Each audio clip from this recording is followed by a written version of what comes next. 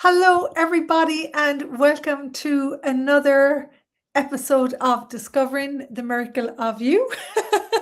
Hmm. And I created this podcast so you could begin to recognize that everywhere you think you're wrong, there's a miraculous capacity there that hasn't been harvested or it just has been missed. And talking about miracles, I'm joined by someone who I've known for quite a while. Um, Julia Sotis Mattis. Hello, lovely. Hi, Rachel. Thank you for having me. Oh, sure, I adore you. And so today, we haven't talked about this yet, actually, on the podcast. Julia has written, and now it's published a new book. Can we see it? Yes. It is just the cutest thing. For those of you who don't see it visually, it is like walking through an English garden. Chelsea, it reminds me of Chelsea in London. Yeah. It's beautiful. And it's called A Recipe for Magic. And it's just such a beautiful book, and it's so light. So we're going to talk about something today called the energy pulls, which the book is. It's a recipe for magic, and you're a recipe for magic. You really are. You know the movie Enchanted? Have you seen the movie Enchanted? So long Where, ago. Yes. where she is in this magical place and she comes through. She's sent by the witch to New York. And yeah, and she has her own reality, no matter how mean people are. She's talking to rats and talking to animals. It's you. It's Oh, literally. I love that.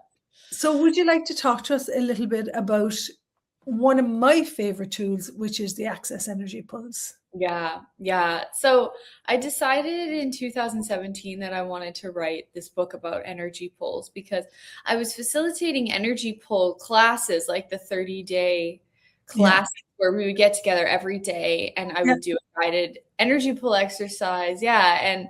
And people were sending me emails and messages saying like, I completely changed this area of my life because of the energy pulls. There was a lady who was a model in Europe, and she started getting on the covers of magazines, which was her dream after the energy pulls. And people found relationships, their businesses, people who were earning very little started earning way, way bigger amounts of money. It was just like an explosion of like people receiving and understanding that they had this tool called energy pulls at their disposal that they could use to create anything they wanted. And it was so amazing to see people's enthusiasm and them starting to believe in themselves and create things. Yes. Yes. Yeah. And so at that time in 2017, I was like, I want to write a book about this because Ooh. I think that I want to have a place where somebody who maybe isn't totally submerged in access consciousness can still pick up this book. They don't know anything about the tools of access consciousness, and they can still learn energy pulls and do energy pulls because they're really so simple. And in the book, I think there's like maybe 8 different energy pulls, something like that in the book. I've done 6 of them. I have a little magical energy pull story to tell you about. Good. Tell us right now. Okay, so Julia sent me the book and I read it when I was flying from London to Geneva. And I was like going through it and playing with the exercises. And so you bring this energy where you're looking at everything in your life from peace and joy and really, I'm going to say what lights your heart up and happiness. So anyway, I'm on the flight and we're about to land and we come down and we land and the plane goes boop, boop, boop, boop, boop, and the plane goes up into the air again. Wow. And initially, one of the things that we talk about in Access Consciousness is when you choose a body, you're aware of everything around you. Okay. And so everyone on the flight is freaked out. And I'm like, no, if I was having my reality here, what would that be like? And so I started pulling in the energy of peace these are the energy pulls in action. Wow. I started feeling the energy of peace, and I was like, I'm okay. Even if I die, I'm actually okay. Yeah. And then I just started getting happy. And you talk a lot about peace, joy, and happiness.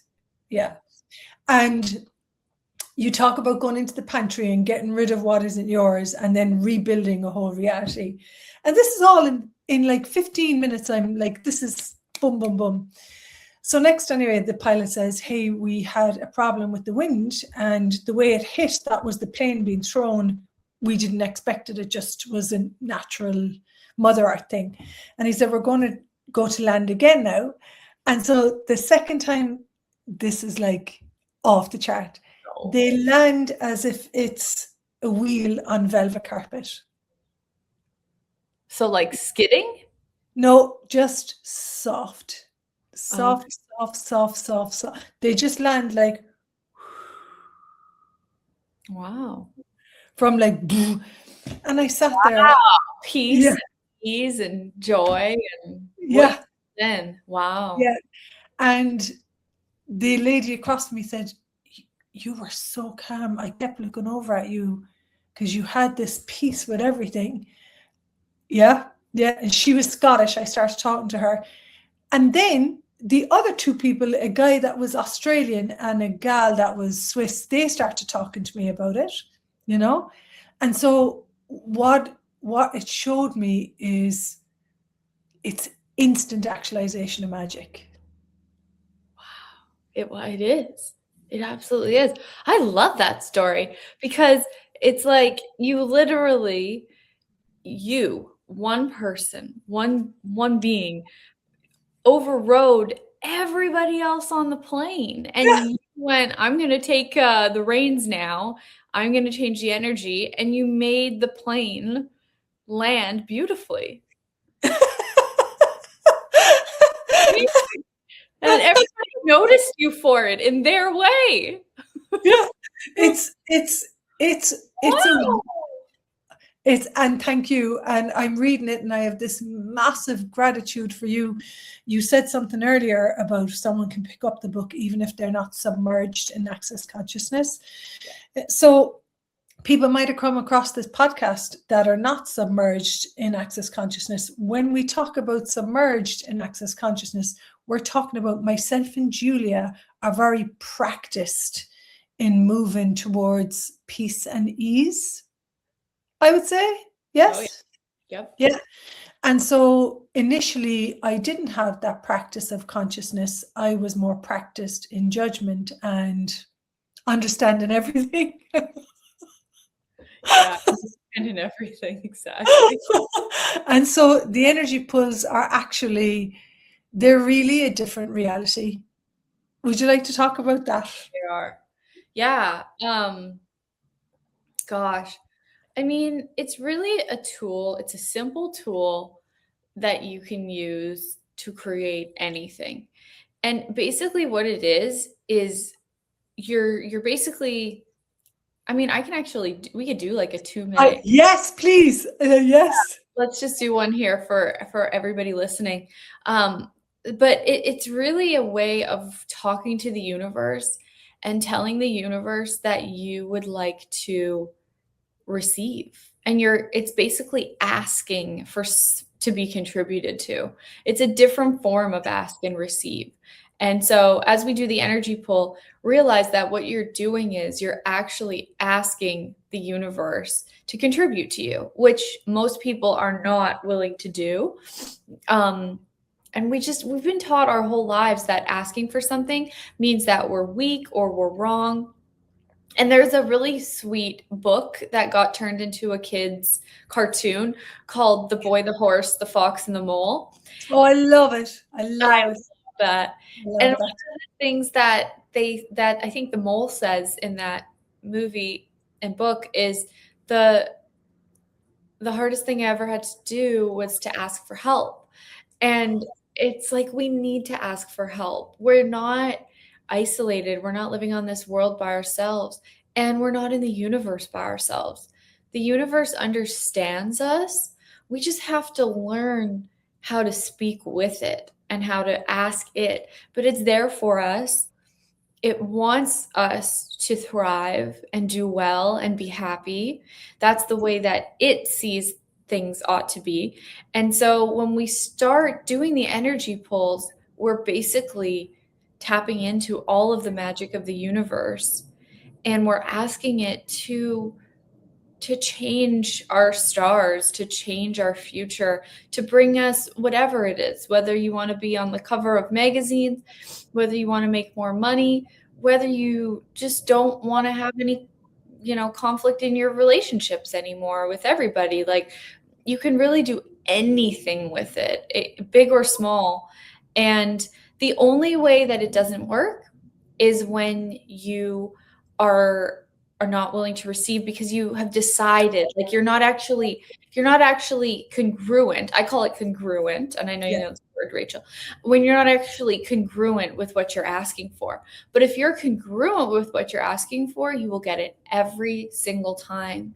And so I think, but in the book, the whole book is also designed to get you congruent with what you're asking for. And I think, because that to me is what's really, really important. Yes, we can ask, but we also have to be congruent. So I'm not even sure how it works, but I do some sort of dance with the reader where I somehow finagle them into understanding what they're congruent with. So, and there's exercises. It's also a workbook. Like, there's pages where you write your answers to things like that, and start to get to know what you're congruent with.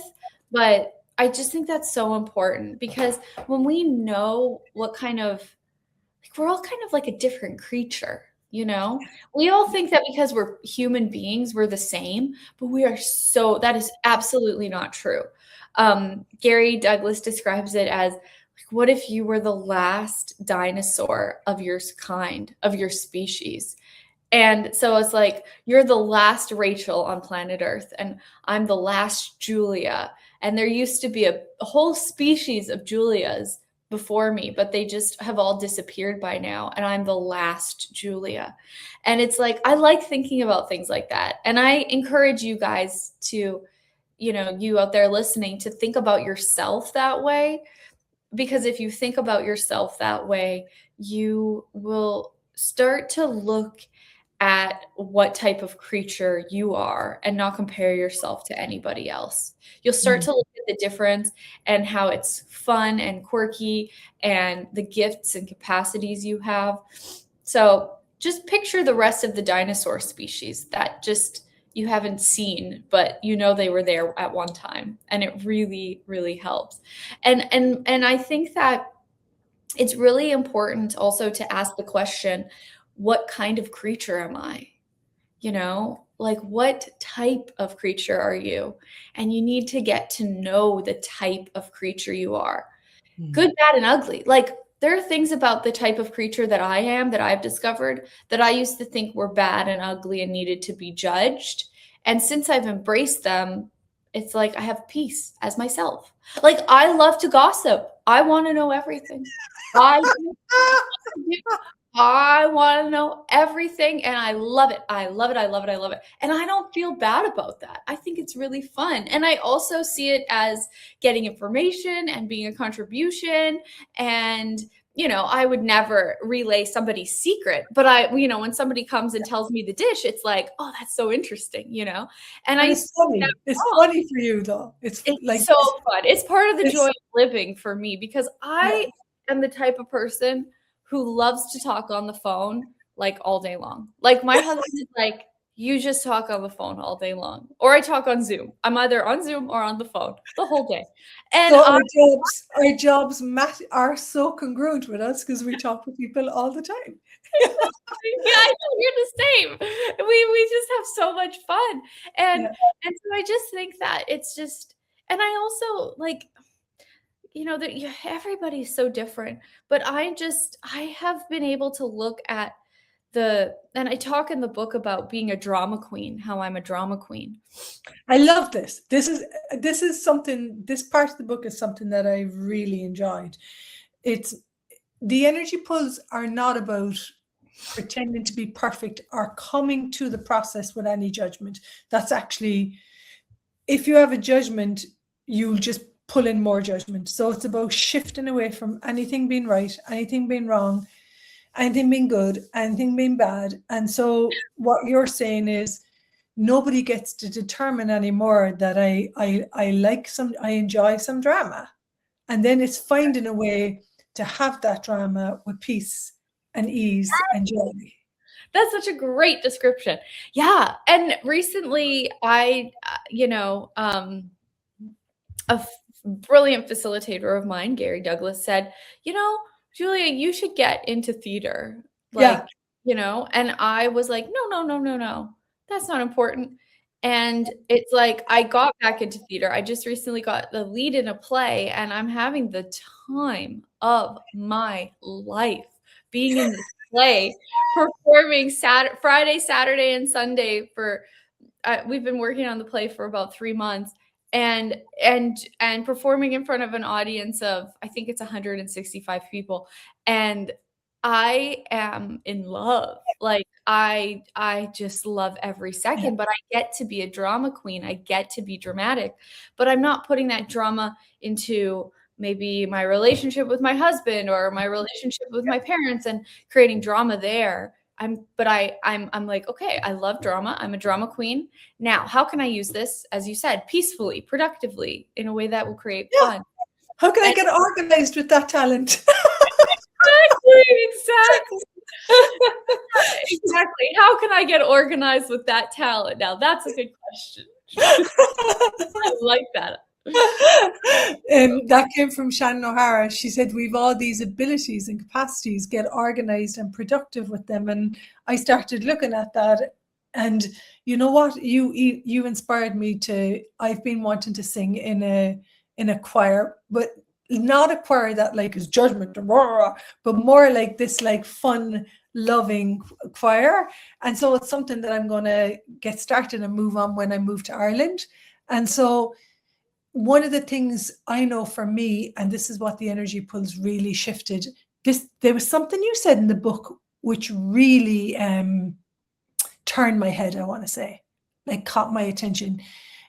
You said, no, I'm paraphrasing, you said, when I would look at what's going to bring me happiness today, I didn't see that as something that was productive and sustainable for my business. And I know that I had been so brainwashed into, this is the way that we do business and this is the way it's supposed to be. It really got me to look at the places where this dinosaur here, I am way more productive and I receive way more when I walk through the forest, I get registrations for classes. It sounds nuts. I'll be like, where are the people who can pay me? All of money comes to me with Ease, Joy and Glory. Where are the people looking for my products? And so, and it come like, in fact, I worked with a lady once and she was like, hey, can you go for a walk in the forest? That's great. There was something, I'm going to say like interrupting the receiving of that capacity until I read the book. Oh, that's so cool. That's great. Yeah. It's like I don't know. There's a whole easier way of living. We just haven't been taught it, but we can be it. And then that's exactly, I love what I'm so grateful for you having read the book and then giving the way that you read the book, the way that you saw the book, because your take on the book is bringing up things that I didn't even realize I was wanting to, tell people about. But you took it in a different way than, see, we're all different dinosaurs, we're kind of different creatures. But yeah, I love that. And we just have so much available, and there's a whole different way of living. And that's what I wanted to write the book about, because my voice, like the way that I see the world it is really light. Like, and it's very different. What's that? It's very different. Yeah, it's very light. I mean, I really, as a being, I'm basically just happy. And so I've really, and I would not, I would not believe you if you told me that when I started doing Access, but I, I just peeled off the layers, layer after layer, and all that's left is just total happiness and total gratitude. And I think that's true for all of us Mm. if we are willing to go on the journey and to start to ask for the things that we really want to have.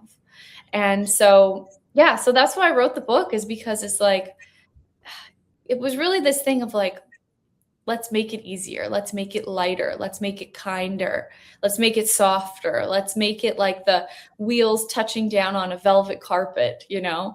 And it can be like that, and each energy pull brings more of that energy into your life, not just what you're asking for in the energy pull, but it's also bringing more of that magic into your life. And I do want to say it wasn't always that way for you. There was a part in the book, and I'll talk about it. There was a part in the book where your uncle died. I can't remember his name. It was Wayne. Wayne. Yes, yes, yes, yes, yes, yes, yes, yes. I want you to talk about this. Yeah. And after Wayne died, you loved this uncle, was like super kind. He'd show up on the farm with like beautiful things for you, and your sister Julia grew up on a farm. And when he died, you weren't doing so well. There was depression, and there was one part that really struck me. It brought me back a memory of me probably 13 years ago. And you were lying in bed and you said, I actually couldn't move my body, you know? Yeah. And when I read it, I was like, oh my goodness me. It was 13 years ago, and I was lying in bed and I actually couldn't move my body.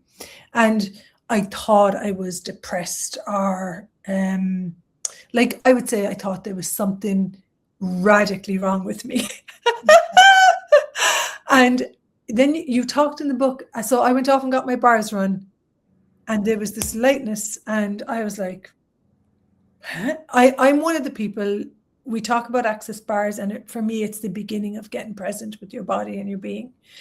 And I'm one of the people that when I got my bars run, some people took a few sessions, I saw immediate results. I'm one of the ones who got me. So, and it was Julia's mom actually found a radio broadcast about who does this belong to, and picking up on other people's thoughts, feelings, and emotions. If you'd have told me 13 years ago that the depression, and remember Julia lying on a bed, not being able to move her body, they'd been like, oh, you know, Yep. and that was like OCD extreme, like picking up other people's thoughts, feelings, and emotions, I would have been like, no, no, like, huh? What? And so, can you talk a little bit about, like, for me, to be lying down, not being able to move, picking up other people's energies, thoughts, feelings, emotions, the family grief around Wayne, and then recognizing that you had a completely different reality around death. So do I. I actually, death is a beautiful process. It's a transformation. It's a gift. The person dies. If there's no drama and trauma about it, maybe one day we'll get to the place on this planet where their bodies can die and they can go to the earth, and we recognize the being. We're a long way from it. I'd love to hear you talk a little bit about it, because it blew my mind. Yeah. Like the part about where I was aware and like going through that with my family. Yeah. Yeah. So basically, I was 15. I'd had a pretty, well, I guess my grandfather committed suicide 2 years That was earlier. it. Yeah, that was Yeah, the one. that too. And so there was a lot of like, Shit. my family, yeah, just had a lot of mental illness, and a Same. lot of, just a lot of people were on medications, and which is fine. I would have been on medications if I didn't find access consciousness. I would be on a lot of medications.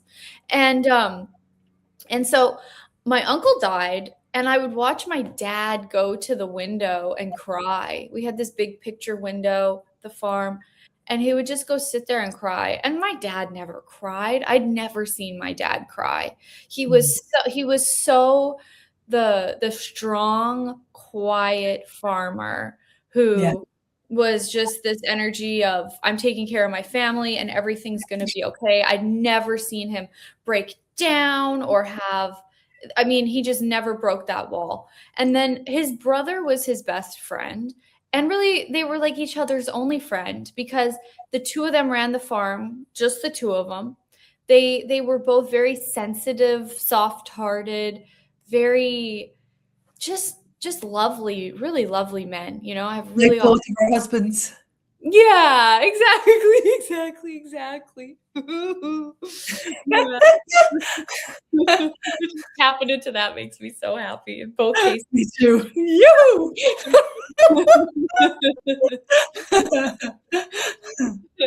Exactly. So it's this they're just these sweet guys. I mean, I really just appreciate who they are and everything they did for me, and my dad still does for me.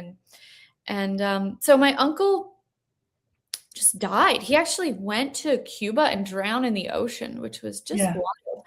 And so I just watched my dad be so destroyed after being so strong his whole life. And just he didn't know what he was going to do or where he was going to go or how he was going to move on. And Mhm. I remember watching him and just having this energy of, I care about this person so much that I would do anything for Anything to take away their them. pain. Like, if it meant me dying, I will die to take away Yeah. that pain. It was Yeah. that kind of, desperation. Commitment. Yeah. Yeah, commitment. Yeah. Yeah. And so then I started getting really depressed. And I also wasn't just taking the depression out of my dad, I was also taking the stress out of my uncle Wayne, who was already he had died, but he was around me at all times because I was the one who was most sensitive to ghosts and entities. And so he would come to me and be around me. And I think that he had a lot of regret over dying. Yeah. Um, and that just he'd had no idea how that was gonna affect my dad. That was, like, the last thing he thought about. His little brother they were 17 years apart. Wayne was 17 years older than my dad, so they were, like, almost different generations, even though they were brothers from the same 2 parents. But he had no idea how that was gonna hurt my dad, but, you know, in the end, it's like Uncle Wayne dying did rearrange the family in such a way that it did create more peace. And I think that he knew deep down what he was doing. Yeah, my sense of that too when I read the book, that he knew that there was a choice that he could make that would like take it to a different future, you know? Exactly. And it really did. And I perceived him in access consciousness classes with me for like the whole 15 years I've been doing it. And he, like, when I talk to him now, he is just happy, like, just Yeah. he's totally, like, conscious, just beautiful, like, he is being everything he could be, that he could never be when he was alive because there was just no place for it. So, it was a beautiful thing. So, for me, I couldn't move from one end of the bed to the other. It was like I was, like, 15 and I was severely depressed and anxious, and I would just lay on the couch so dark thinking like Yeah. this darkness doesn't lift. I have to kill myself because I can't live the rest of my life like this. No, this is not going to work. This is not the No, way it's meant to be. no. Yeah. So when I found the tools of access consciousness and the energy pulls, it was like, this explains everything. This explains Totally. what happened with my dad, happened with Uncle Wayne, why I was depressed. I was just able to deal with everything in this really clear way. And I needed that. And it changed everything.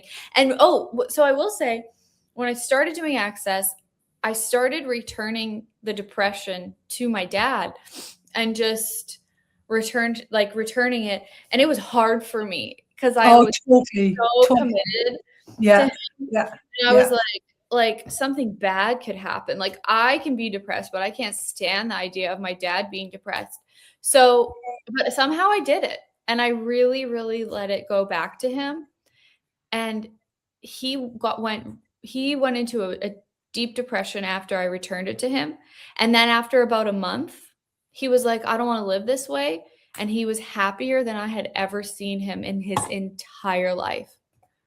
And you see, this is the thing with the energy pulls. The lie is, if I choose to be happy, I'm not honoring my dad, which is actually a big fat lie energetically. Because what's really true is when you are like, hey, this energy doesn't have to be mine. I can have peace with this process. I can have peace with Wayne around me. We both talk to ghosts. We've always talked to ghosts. I have full peace with that now. So has Julia. And that was something, again, that was an energetic choice to have peace with this capacity. And so then when you have peace and ease with it, then your dad gets to take a look at, hey, what's going on for me here? And then he makes a choice. Whereas taking away something from someone doesn't ever create a greater future. It just doesn't work. The person has to have their awareness around their process, and we're not the God of other people's lives. We can only be the God of our own lives, you know. It's such a beautiful example. We're exemplars. It's such a beautiful example of the energy pull. It really brings you to choice about what you would like to create by picking up the book and running an exercise on the flight. In your relationship, you know, if you're pissed off at your husband for whatever reason, you can just be like, hang on a second, whose reality is this?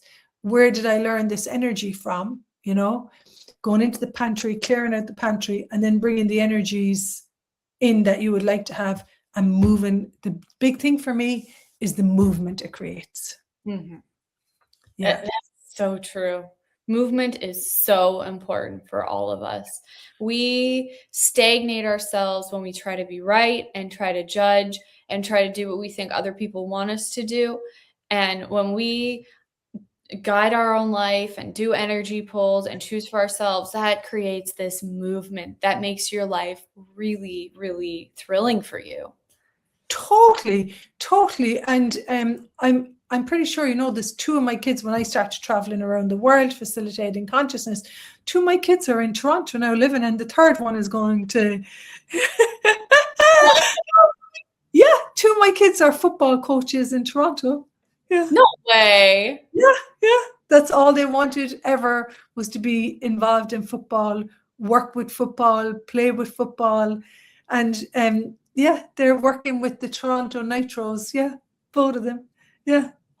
Wow. I know. So interesting. Yeah, and the beautiful part in this is that when you choose to create a living that really, I'm going to say, like a living that it warms your heart to be alive, you know, it trickles out to everyone, and you can influence people in ways beyond anything you've ever considered. Yes. It's Beautiful. so being the inspiration. Exactly. We'll put the link for the book in the show notes. And Shall I do a quick 2-minute energy pull? Yes. I'd like us to look at Let's do it. I'll be in. I got my books. Apparently I knew, because I had a little book ready. Oh, great. Oh, that's a great book. Let me see that book. Honestly, I found them on Amazon. They're so good. Do something today that your future self will thank you for. Oh, that's so cute. Yeah. Awesome. Okay, so let's do it. Okay, so close your eyes, everybody. And let's just relax. Just let your molecules just all go to peace and space. Just relax everything. And expand your energy to the top 4 corners of the room that you're in and the bottom 4 corners of the room that you're in. And now keep expanding. Expand beyond the room that you're in. Expand to the whole size of the building, the whole city, the whole country, the whole globe, deep into the core of the earth and out into the whole atmosphere, and burst out of the atmosphere and into the solar system. Just keep expanding in all directions. And you don't have to picture this.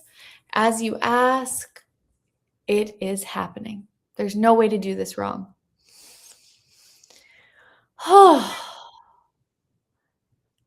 And some of you might just notice a sigh of relief because you're so happy to have your energy expanded, because this is the way we really ought to be as beings all the time, just being expanded out in all directions over the whole universe.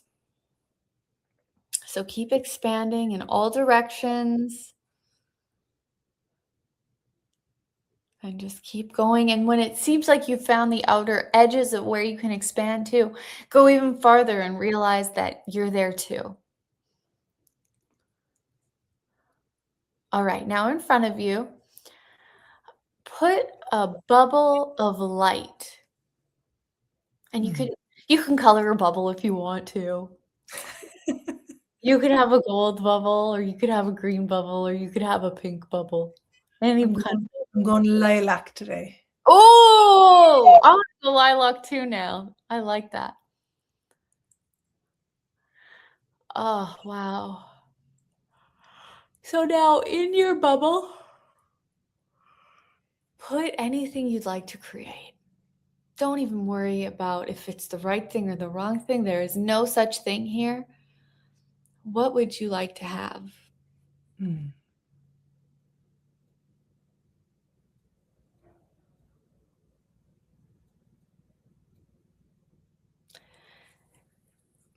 What do you desire your future to be? And you can also add into the bubble the energy of totally knowing what kind of creature you are.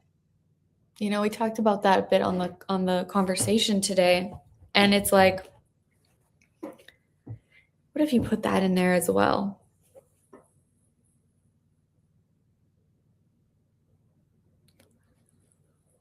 And let's also add the energies of ease, joy, glory, peace, ease, relaxation, fun. Recently, Gary Douglas asked me, have you actually asked for your life to be fun? And I said, I thought I did, but no, not directly. He's like, well, ask. That was maybe like 9 months ago, and this has been the most fun I've ever had in my life since I asked 9 months ago. Woohoo! So, what if you ask to be committed to fun? What if fun was your number one commitment in life? Is your North Star. Your North Star. So you can put that in your energy bubble and add in anything else you want to have. Ease with your body, ease with your bank account, ease with consciousness, ease with your home, your kids, your parents, your family. Trust in myself. Trust in yourself. Love it. Wow, absolutely. Whew. There's a great thing about an energy bubble, especially a lilac one. Just kidding. You can never fill it up with too many things. You can put as much as you want, and it will never burst. It will never be too much, which is a wonderful thing. So put in as much as you would like. And now I want to invite you to pull energy. So pull energy towards you, through the whole universe, towards you, through the bubble, through your body, and out the back of your body. So it's almost like a big river of light. It's this energy that's flowing.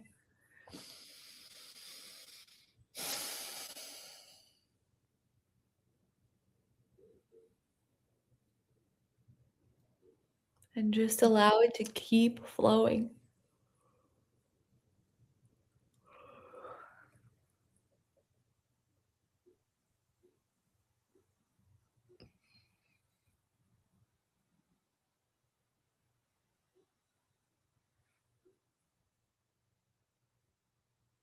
Now, let little trickles out to anyone who can help or assist you in creating what you desire. When you flow somebody little energy bubbles like this, it's like creating champagne bubbles in their universe. It's just, Oh, I like that. yeah, it's just a little hello. And when you meet them, they'll already know you and feel drawn to you because you've already met them energetically through this exercise. And Gary Douglas writes in one of his books, pulling energy through another person makes it feel like you're creating champagne bubbles in their universe. So you can send some little sparkles out. And now pull again. So pull through the whole universe, through the bubble, through every pore of your body and out the back of you. And just let it keep flowing.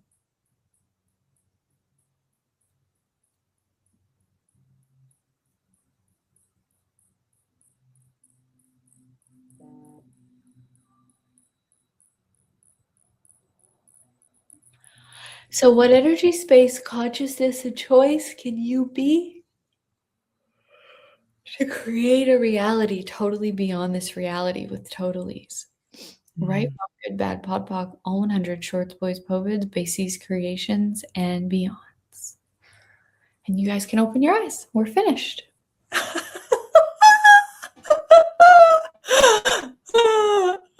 And in the book, there is energy pulls for money, there's energy pulls for business, there's energy pulls for relationships, there's energy pulls for everything. Yes. Yeah. Yes. Oh, thank you so much. And we hope you enjoyed this and it contributes to your life. And how does it get any better than this? I'm so grateful for you. Awesome. Thank you, Rachel. And thank you, those of you who are out there listening. Yeah. Bye, everyone. Mwah. Everyone. Bye.